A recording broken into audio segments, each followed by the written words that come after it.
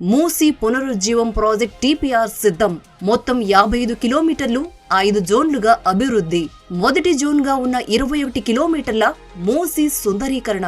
మూసీ అభివృద్ధి ప్రాజెక్టులో పర్యావరణానికి అత్యధిక ప్రాధాన్యం ఇవ్వాలని తెలంగాణ ప్రభుత్వం నిర్ణయించింది. మొదటి దశలో అభివృద్ధి పనులకు 6,500 నుంచి 7,000 కోట్లు అవసరమని అంచనా వేశారు. భూసేకరణ ప్రక్రియలో టీడీఆర్ అమలు చేస్తామని ప్రభుత్వం ప్రకటించింది. మూసీ నదిని 5 జోన్లుగా విభజించి పునరుజ్జీవం చేసేందుకు రాష్ట్ర ప్రభుత్వం నిర్ణయించింది. మొదటి జోన్ గా ఉన్న 21 కిలోమీటర్ల మూసీ నదీ ప్రాంతాన్ని ఫేజ్ 1 కింద అభివృద్ధి చేయనున్నారు.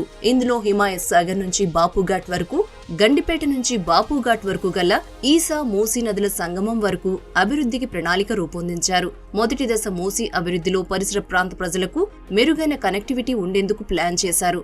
మొదటి దశ మూసీ సుందరీకరణ ప్రాజెక్ట్ వి ఆకారంలో చేపట్టేలా ప్రణాళికలు సిద్ధం చేశారు.